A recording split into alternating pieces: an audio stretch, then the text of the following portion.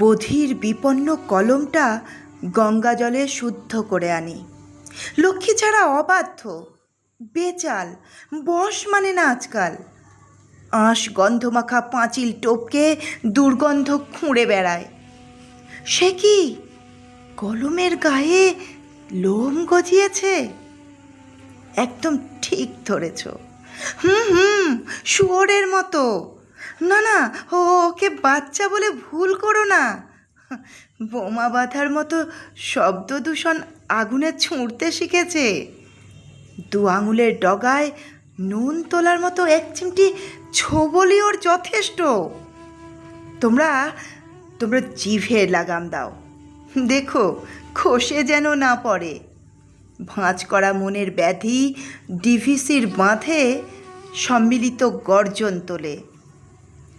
পণ্য কলম আজ বিপন্ন সভ্যতায়, অভুক্ত পেটে এক মুঠো ভাতের ক্ষুধায়। আরে বাবা, মাঝে মাঝে গদি মোড়া চেয়ারে বসলেও কাঁটা বেঁধে পশ্চাৎ দেশে।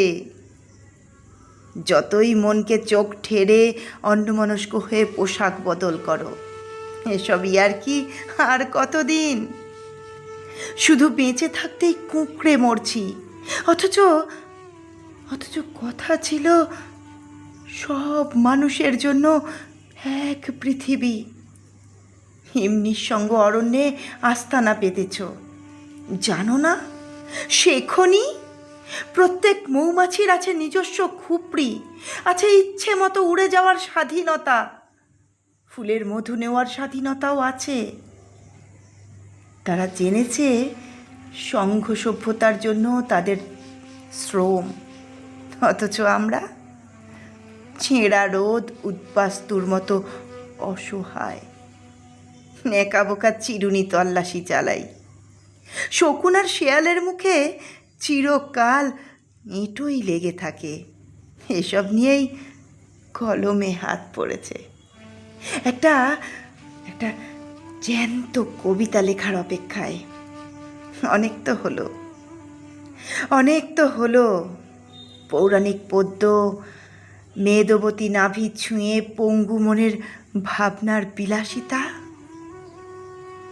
জলে ডোবা অগণিত প্রাণ বাতাসের জন্য হাঁকু পাকু অস্থিরতায়, অস্পষ্ট কুয়াশা জড়ানো স্বপ্নের চৌকাঠ মারিয়ে অপেক্ষায়